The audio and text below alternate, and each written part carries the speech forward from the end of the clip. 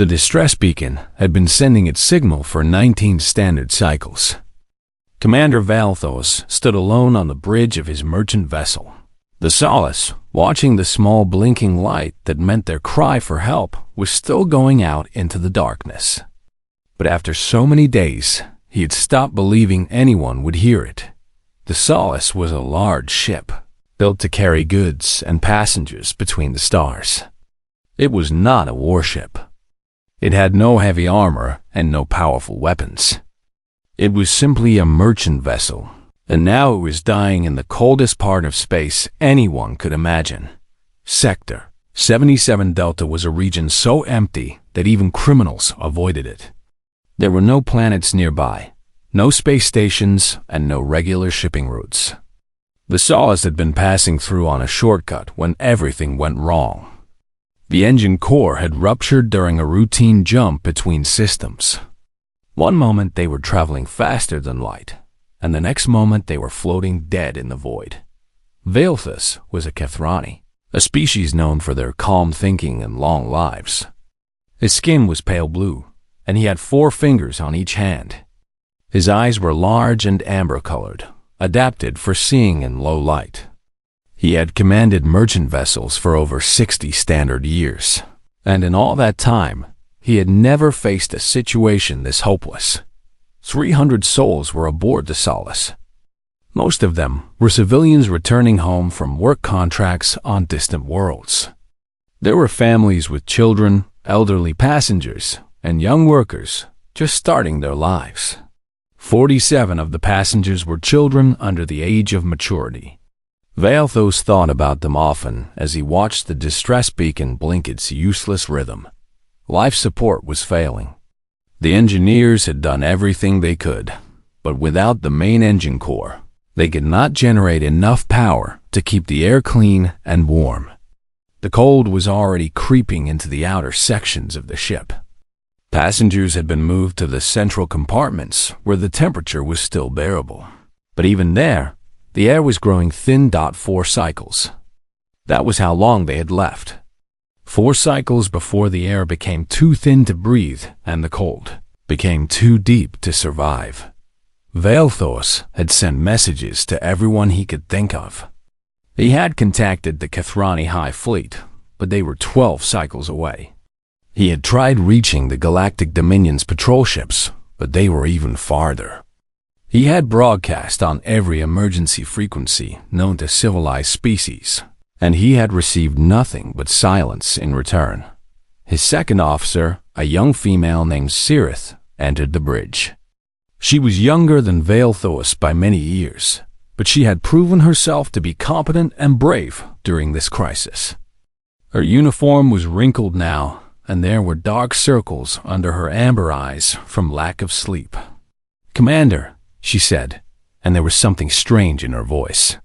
"We have received a response." Valthos turned sharply. His heart beat faster in his chest. "From whom? The High Fleet?" "No, Commander." Cirith looked at her datapad, her face showing confusion. "It is from a species I do not recognize. They call themselves humans. Their vessel is called the USS Valor." Valthos searched his memory. He had heard of humans before, but only in passing.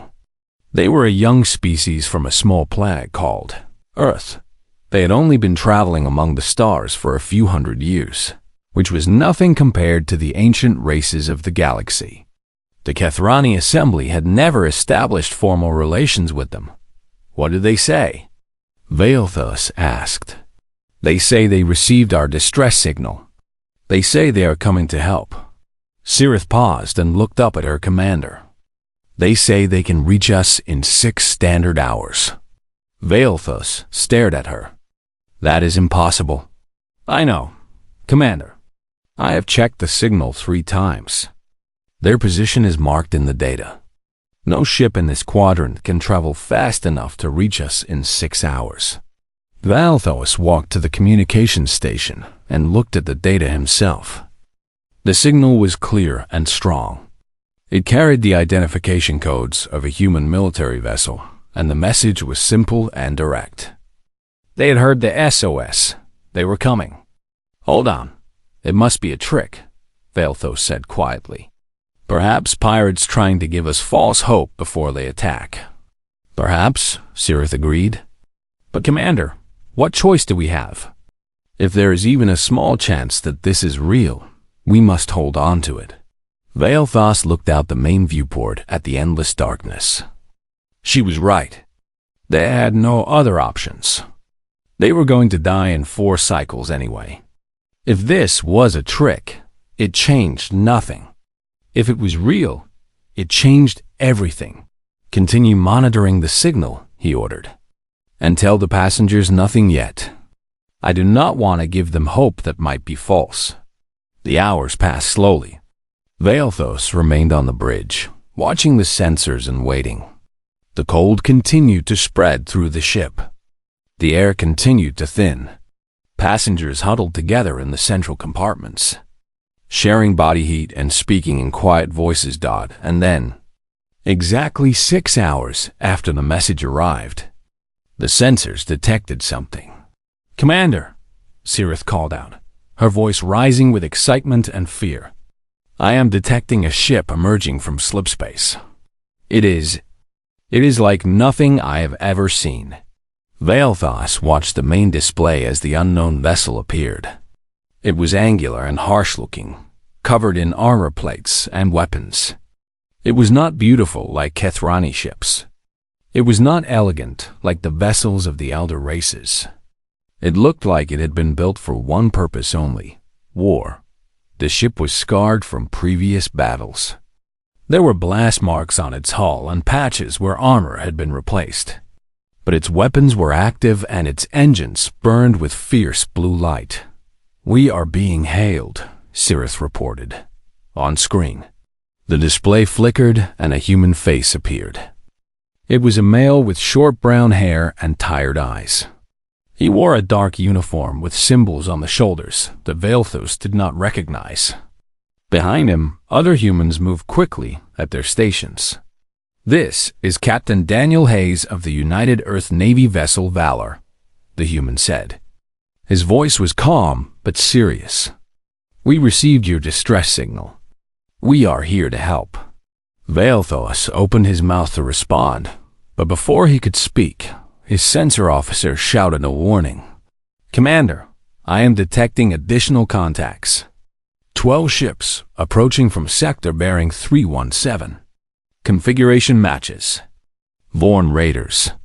The Vorn, slavers, the most cruel and heartless species in this part of the galaxy. They preyed on the weak and the helpless. They must have been tracking the SOS for days, waiting for the crew to weaken before moving in to capture them. Valthos felt his hope die in his chest. 1 human warship against 12 Vorn raiders. The humans had come all this way for nothing. Now they would die too. But when he looked at Captain Hayes on the screen, the human was smiling. Do not worry, Commander, Daniel said. I did not come alone. And behind the Valor, 2 more human warships tore out of slipspace, their weapons already charging for battle. Captain Daniel Hayes stood on the bridge of the USS Valor and studied the damaged alien vessel on his main display. The Kethrani ship was clearly in terrible condition. Its hull was dark in several sections where power had failed, and its engines were completely dead. He could see emergency lights blinking through some of the viewports, which meant the people inside were still alive. But they would not stay alive for long without help. Around Daniel, his crew worked at their stations with quick and focused movements. They had been running a secret patrol mission near hostile territory when the distress signal came through. Navy regulations said they should have ignored it and continued their mission. The signal came from an unknown species in an area far from human space. There was no treaty, no alliance, and no official reason to respond. But Daniel had never been very good at following regulations when innocent lives were at stake. Sir, said Lieutenant Commander Katie Morrison from her tactical station, I am picking up the incoming contacts more clearly now. 12 ships confirmed. They are Vorn raiders, heavy attack configuration. Weapons are hot. They will reach us in 43 minutes. Daniel nodded slowly. He knew about the Vorn. Everyone who traveled in this part of the galaxy knew about them. They were slavers who captured people from disabled ships and sold them to the highest bidder. They had no mercy and no conscience. They saw other species as nothing more than products to be bought and sold. What about the Kathrani ship? Daniel asked. How many people aboard? Katie checked her readings. Sensors show approximately 300 life signs, mostly concentrated in the central sections. They must be trying to conserve heat and air. 300 people. Families, workers, children, all of them waiting to die in the cold darkness, and now facing something even worse. If the Vorn reached them first, death would be the better option. Daniel turned to his communications officer, a young man with red hair named Ensign Ryan Cooper. Ryan was only 24 years old, but he was one of the best communication specialists Daniel had ever worked with. Open a channel to the Kathrani vessel, Daniel ordered. Ryan worked his console quickly. Channel open, Captain. The main view screen flickered, and Daniel saw his first Kathrani face to face. Commander Valthos was tall and thin, with pale blue skin and large amber eyes. He looked exhausted and afraid, but he was trying hard to hide it. Daniel respected that. I am Captain Daniel Hayes of the United Earth Navy, Daniel said, keeping his voice calm and steady. We are here to answer your distress call, but I need you to listen carefully. We have incoming hostile ships, and we do not have much time. Valthus nodded slowly. I understand, Captain. My sensors have detected them as well. Vorn raiders. That is correct. I need you to begin preparing your people for emergency evacuation immediately. Get everyone ready to move to your shuttle bays. We will send teams to assist with the transfer. The Kathrani commander stared at him for a long moment. Captain Hayes, I must be honest with you. There are 12 Vorn warships approaching. Your vessel is impressive, but it is only one ship. You cannot possibly defeat them all. You should leave now while you still can. Daniel allowed himself a small smile. Commander, I appreciate your concern, but I did not say I was alone. He gave a signal to Katie, and she transmitted a coded command. A few seconds later, space behind the Valor began to twist and shimmer. 2 more human warships emerged from slipspace, taking up positions on either side of the Valor. The first was the USS Phoenix, a destroyer-class vessel commanded by Commander Scott Palmer. It was slightly smaller than the Valor, but carried heavier forward weapons. The second was the USS Liberty, a fast frigate under Captain Maria Santos. The Liberty was built for speed and precise strikes. Both ships showed signs of recent combat. Their hulls had scorch marks and patched sections from previous battles. But their weapons were active and their crews were ready. All ships, this is Valor Actual, Daniel said over the fleet channel. Combat stations. We have 12 Vorn raiders inbound and a civilian vessel to protect. Phoenix, you take the left flank. Liberty, you have the right. We hold the center and cover the evacuation. Commander Palmer's voice came back immediately. Phoenix copies, Valor. Weapons are hot and ready. Let us show these slavers what happens when they pick on the wrong target. Captain Santos followed. Liberty confirms. We are in position. Ready to move on your command. Daniel turned back to the screen where Valthos was still watching with wide eyes. Commander, as you can see, we brought friends. Now please begin your evacuation procedures. My marine teams will be boarding your vessel in 10 minutes to assist. Valthos seemed unable to speak for a moment. Finally, he found his voice. Captain Hayes, I do not understand. Why are you doing this? You do not know us. We are not your allies. You have no obligation to risk your ships and your people for strangers. Daniel had heard this question before, in different forms, from different species. It always surprised him how strange other races found basic human decency. "Commander, you sent a distress signal. You asked for help. That is all the reason we need." Daniel paused and let his words sink in. "In the Earth Navy, we have a saying. No one gets left behind. It does not matter what species you are or where you come from. If you need help and we can give it, we will."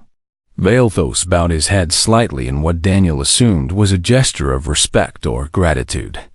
"I do not have words to thank you properly, Captain.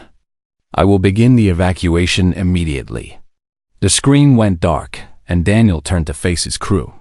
They were all watching him, waiting for orders. Some of them were scared. He could see it in their eyes. 3 ships against 12 was not good odds.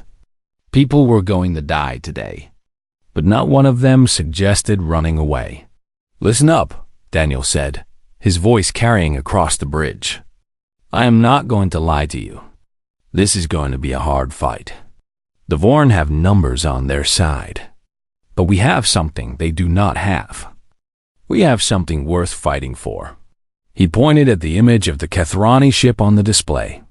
300 innocent people are on that ship. Families, children. They have been floating in the dark for 19 days, waiting for someone to save them. Today, we are that someone. Daniel looked at each of his officers in turn. The Vorn think they are predators. They think they can take whatever they want from whoever is too weak to stop them. Today, we show them they are wrong. Today, we remind them that humans do not leave people behind.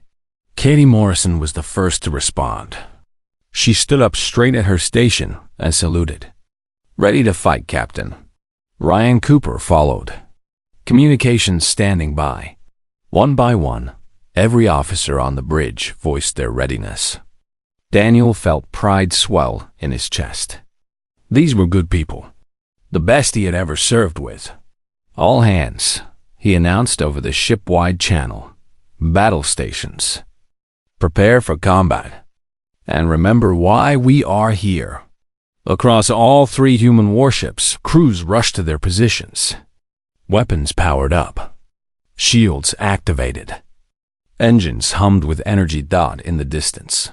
12 Vorn raiders approached like wolves closing in on wounded prey. They had no idea what was waiting for them. The battle for the Solace was about to begin. The shuttle cut through the darkness between the Valor and the dying Kethrani vessel. Inside, Lieutenant Commander Grace Chun checked her weapon one last time and looked at the 12 Marines sitting with her. They were the best soldiers she had ever trained with, and today they would need every bit of their skill. Grace was 32 years old, with short, black hair and sharp eyes that missed nothing.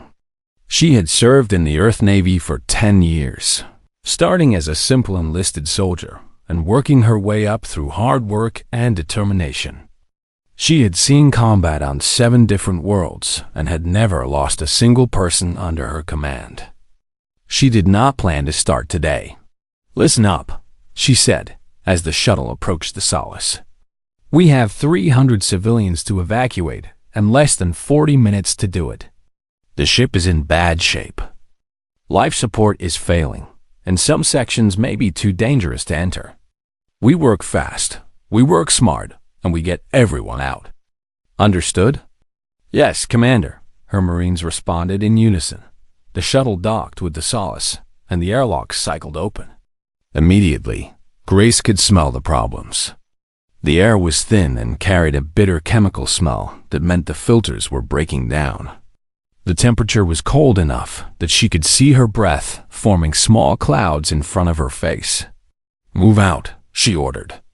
"Alpha Team, take decks 5 through 8. Bravo Team, decks 9 through 12. I will take Charlie Team to the command center and coordinate from there. Report everything you find." The Marines split up and moved into the dying ship. Emergency lights flickered in the corridors, casting strange shadows that made everything feel unreal. Some sections were completely dark, and the Marines had to use their helmet lights to see. Water had frozen on some of the walls where pipes had burst. creating sheets of ice that sparkled in the beams of their lights. Grace led her team through the central corridor toward the command center. Along the way, they passed groups of Kethrani civilians huddled together for warmth. The aliens looked up at them with wide, frightened eyes. Some of the children hid behind their parents, scared of the armored humans with weapons. Grace stopped and knelt down in front of a small Kethrani child who was crying. The child's mother held him close, her own eyes filled with fear. "It is okay," Grace said softly, making her voice as gentle as she could. "We are here to help you. We are going to take you somewhere safe and warm." The child did not understand her words, but he seemed to understand her tone. He stopped crying and looked at her with curious eyes. Grace smiled at him, then stood up and addressed the group. "Everyone, please follow my team. We are evacuating the ship. Stay together and move as quickly as you can." The civilians began to follow, and Grace continued toward the command center. Along the way, she received reports from her other teams. "Alpha Team, Deck 7. We have found approximately 50 civilians. They are weak but mobile. Moving them towards Shuttle Bay 1 now. Bravo Team, Deck 12. Engineering section is badly damaged. We have found survivors, but many are injured. We need medical support down here." Grace acknowledged the reports and kept moving. When she reached the command center, she found Commander Valethos waiting for her. The Kethrani commander looked even more tired up close, but there was something new in his eyes now. Something that might have been hope. "Your people work quickly," Valethos said. "I have been receiving reports from all over the ship. Your Marines are already moving my crew toward the shuttle bays." Grace nodded. "That is what we do, Commander. Now I need you to help me. Are there any sections of the ship we cannot access? Any places where people might be trapped?" Valethos thought for a moment. Deck 14 has been sealed due to hull damage. There may be people trapped there, but we have had no communication with that section for 2 days. Grace touched her communication device. "Bravo Team, this is Chen. I need a squad to check Deck 14. Possible survivors trapped behind sealed bulkheads." "Copy that, Commander." "We are on our way." Outside the ship, the battle had begun. Through the viewports, Grace could see flashes of light as the human warships engaged the Vorn raiders.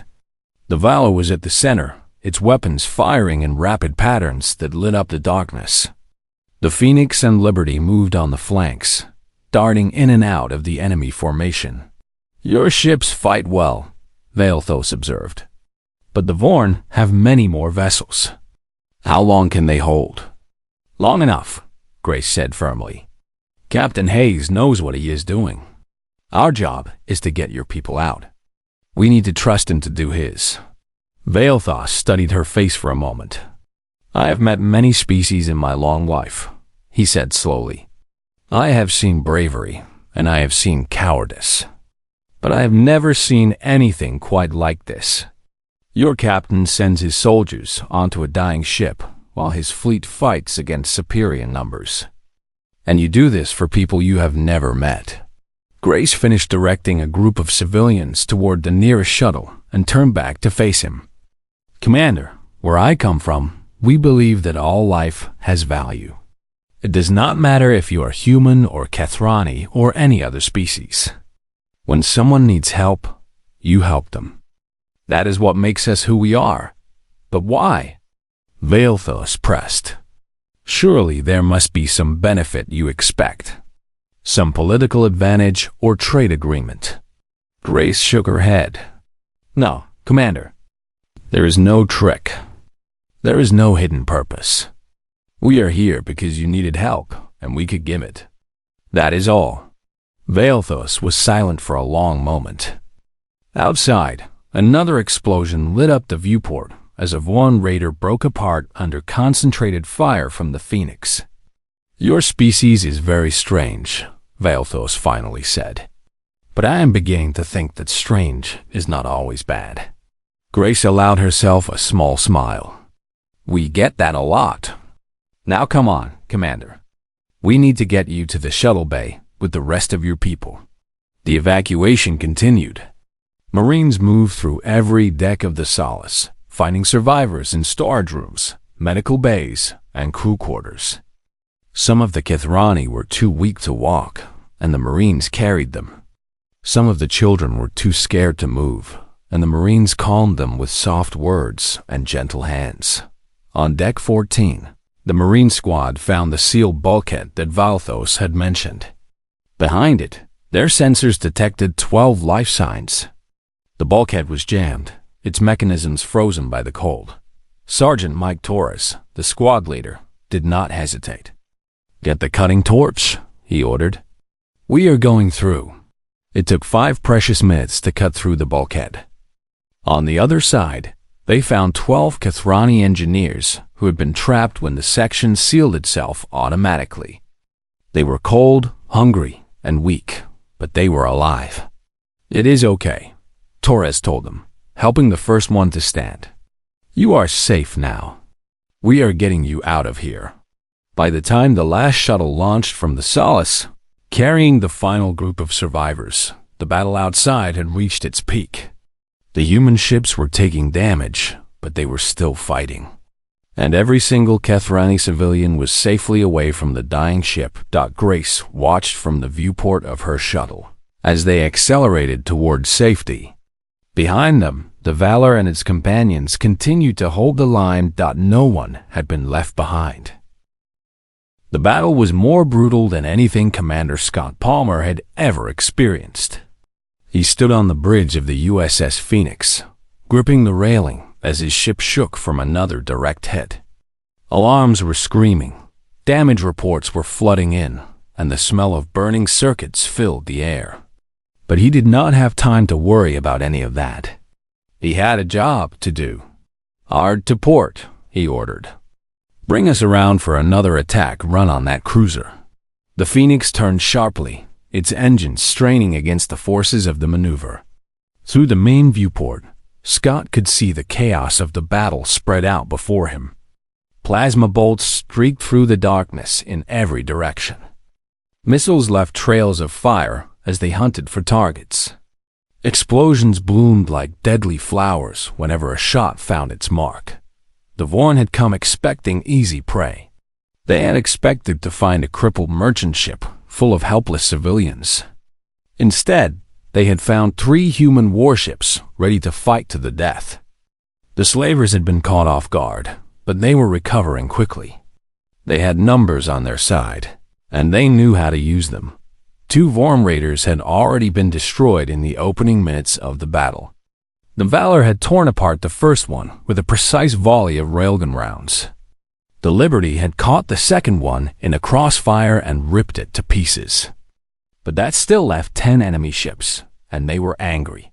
"Hull breach on decks 4 through 6, reported Lieutenant Nathan Wells from his damage control station.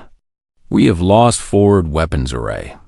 Casualty reports coming in from multiple sections. Scott grimaced.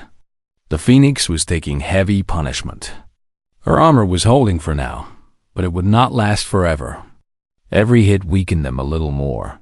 "Reroute power from secondary systems to point defense," Scott ordered. "We need to keep those missiles off the evacuation shuttles." The shuttles were the priority. Everything else was secondary. Those small craft carrying 300 Kithrani civilians were making their way towards safety, and the human warships had to keep the Vorn away from them no matter the cost. On the Valor, Captain Daniel Hayes coordinated the defense with cold precision. His ship was dueling with 3 Vorn cruisers at once, weaving between plasma bursts and kinetic rounds with movements that pushed the vessel to its limits. The Valor's shields were flickering under the constant bombardment, and several sections of the hull were venting atmosphere. "Shields at 37%, Katie Morrison reported. "We cannot take much more of this, Captain." "We take whatever we have to take," Daniel replied. His voice was calm, but his hands were gripping the arms of his command chair so tightly that his knuckles had turned white. What is the status of the evacuation? Shuttle 5 is away. Shuttle 6 is launching now. 2 more to go. Daniel watched the tactical display as another Vorn raider tried to break through toward the shuttles. The Liberty intercepted it, pouring fire into its engines until it was forced to pull back. "Good work, Santos," Daniel said over the fleet channel. "Just doing our job, Captain," Maria Santos replied. But there was strain in her voice. The Liberty had taken a devastating hit to her engine section a few minutes ago, and she was now limping at half speed. She could still fight, but she could not run if things got worse. The Vorn commander was no fool. He had recognized that the human ships were protecting the shuttles, and he had adjusted his tactics accordingly. Now his remaining ships were spreading out, trying to overwhelm the human defenses through sheer numbers. "They are trying to flank us," Katie warned. "If they get past our formation, they will reach the shuttles."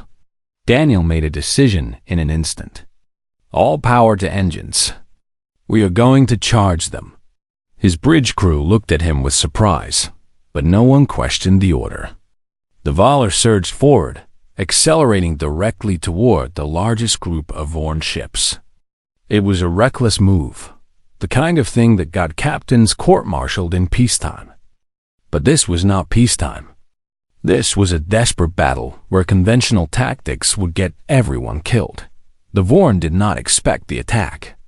They had been trained to think of prey as something that ran away, not something that ran toward them.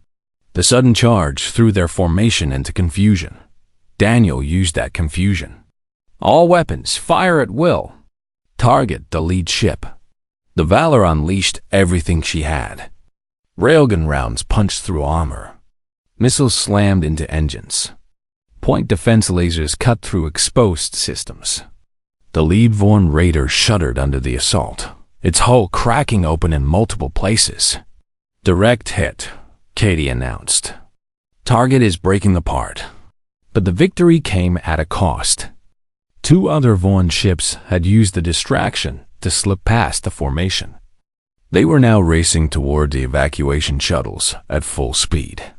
"Shuttle 7 is in danger," Ryan Cooper reported. "They are trying to evade, but the Vorn are closing fast." Scott Palmer saw the threat from the Phoenix. His ship was badly damaged, her forward weapons gone, and her shields nearly depleted. But she still had engines, and she still had her crew. "All hands brace for impact," Scott ordered. "We are going to put ourselves between those raiders and the shuttle." The Phoenix turned and accelerated, placing her damaged hull directly in the path of the Vorn attackers. The raiders opened fire immediately, and the Phoenix took hit after hit. Armor plates shattered. Compartments decompressed. Fire spread through damaged sections. "Hull integrity failing," Nathan reported. "We are losing her, Commander." "Then we lose her fighting," Scott replied. "Return fire with everything we have left." The Phoenix's remaining weapons opened up at point-blank range. At such close distance, even her damaged systems could not miss. The first Vorn raider took multiple hits to its reactor section and exploded in a brilliant flash of light. The second tried to turn away, but was too slow. The Phoenix's last missile caught it in the engine section and sent it spinning out of control. The shuttle was safe. But the Phoenix was dying. "All hands, abandon ship," Scott ordered. "Get to the escape pods." On the Valor, Daniel watched as the Phoenix's crew evacuated their stricken vessel. Escape pods launched in rapid succession, carrying sailors to safety. The ship herself continued to drift, her hull torn open and her systems failing one by one. "Shuttle 7 is clear," Katie reported. "Shuttle 8 is launching now. That is the last one." Daniel allowed himself a moment of relief. The evacuation was complete. 300 Kethrani civilians were safe. But the battle was not over yet. 6 Vorn raiders remained, and they were furious. "All surviving ships, fall back to rally point," Daniel ordered. "Protect those shuttles at all costs." The Valor and the Liberty, both heavily damaged, formed a defensive line between the shuttles and the remaining Vorn forces. The enemy commander gathered his surviving ships for a final desperate charge. Daniel looked at his crew. They were exhausted, wounded, and scared. But they were still fighting. They were still doing their duty. "One more push," he told them. "One more push, and we see this through." The Vorn charged. The human ships opened fire. And in the darkness of Sector 77 Delta, the final phase of the battle began. The final charge of the Vorn raiders broke against the human line like waves against a stone wall. 6 ships came screaming in with all weapons firing, determined to destroy the humans who had ruined their hunt. But the Valor and the Liberty stood firm, pouring fire into the attackers with everything they had left. Captain Daniel Hayes watched the tactical display as one Vorn raider after another fell to concentrated human fire. The enemy commander had made a mistake. He had let his anger control him, and anger made people stupid. Instead of using his numerical advantage wisely, he had thrown his ships into a direct assault against prepared defenders. The Valor's railguns tore through the first raider's shields and ripped into its hull. The Liberty's missiles caught the second one as it tried to flank.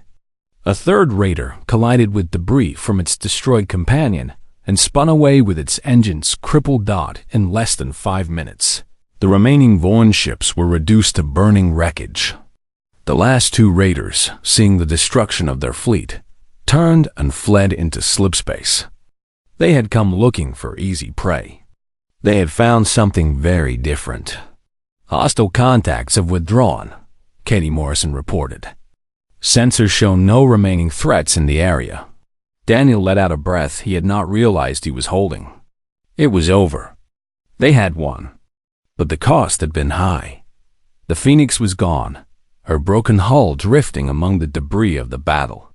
Her crew had escaped in their pods and had been picked up by the shuttles, but the ship herself was beyond saving. The Liberty was badly damaged and would need months in a shipyard before she could fight again.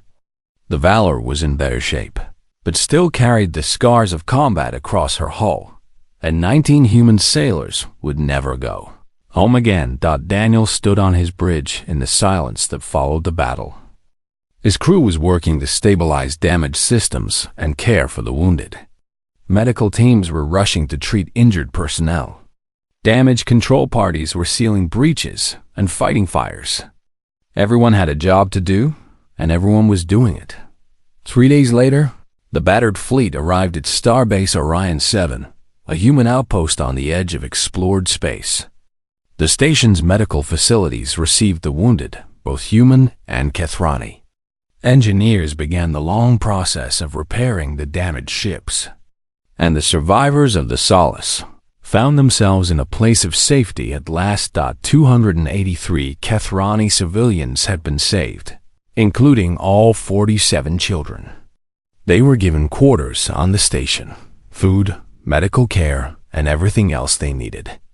Many of them had never seen a human settlement before, and they looked around at everything with wide, curious eyes. Commander Valthos found Captain Hayes standing alone near a large viewport that looked out at the stars. The human captain seemed lost in thought, his eyes fixed on something far beyond the glass. Valthos approached him slowly, not wanting to disturb his contemplation. "Captain Hayes," he said softly, "I hope I am not intruding." Daniel turned and offered a tired smile. "Not at all, Commander. Please, join me." The two of them stood together, watching the stars in comfortable silence for a few moments. Outside the viewport, the damaged hulls of the Valor and the Liberty hung in their repair berths. Workers in protective suits moved across their surfaces, welding armor plates and replacing damaged systems. "I have sent a full report to the Kethrani High Assembly," Valthos said finally. "I have told them everything that happened. How you came when no one else would. How you fought against impossible odds. How you saved my people." Daniel nodded but said nothing. "They do not understand," Valthos continued. The Assembly's analysts have examined the situation from every angle. They believe your actions must have been a strategic calculation, a ploy to gain influence with my people, perhaps to secure future trade agreements or military alliances. Daniel shook his head slowly. No strategy, Commander. No hidden agenda. We heard your call. We came. That is all there is to it. Valthos studied the human captain carefully. In his long life, he had met representatives of dozens of species. Some were noble and honorable. Some were cruel and selfish. Many were simply indifferent to the suffering of others, concerned only with their own affairs. But these humans were something he had never encountered before. Your species is very young, Valthos said. You have only been traveling among the stars for a few hundred years. The Kethrani have been a spacefaring people for over 10,000 years. And yet you do things that we have forgotten how to do. What do you mean? Daniel asked. Valthos gestured toward the viewport, toward the ships and the stars beyond. You risk everything for strangers. You fight against superior forces for people you have never met. You send your soldiers onto dying ships to carry out children you will never see again. Why? What drives you to do these things? Daniel was quiet for a long moment, considering the question. When he spoke, his voice was soft but certain. I cannot speak for all of humanity, Commander. We are not a perfect species. We have made many mistakes in our history, and we will probably make many more. But I can tell you what I believe. He turned to face Valthos directly. I believe that every life has value. I believe that when you have the power to help someone, you have the responsibility to help them. And I believe that the universe is a cold and dangerous place, but it does not have to stay that way. Every time we choose kindness over cruelty, every time we reach out to help instead of turning away, we make the universe a little bit better. Valthos listened to these words and felt something shift inside him. Something old and forgotten, buried under centuries of political calculations and careful diplomacy. Perhaps that is what the ancient races have lost, he said slowly. We have become so focused on our own survival, our own advantage, that we have forgotten why survival matters in the first place. Daniel smiled. Maybe that is exactly why we do these things. We are young enough to still remember. Behind them, a group of Kethrani children ran past, laughing and playing. They had recovered quickly from their ordeal, as children often do. A few of them waved at the human captain as they passed, and Daniel waved back. The Assembly will want to establish formal relations with your people, Valthos said. After what you have done, I do not think anyone could argue against it. That would be nice, Daniel replied. But it is not why we helped you. I know, Valthos said. And that is exactly why you deserve it. The two of them stood together, watching the stars. Somewhere out in that vast darkness, another ship might be in trouble. Another distress signal might be calling out across the void. And when that happened, humanity would answer, because that was what humans did. They answered the call. The valor would be repaired. The wounded would heal. New ships would be built to replace the ones that were lost.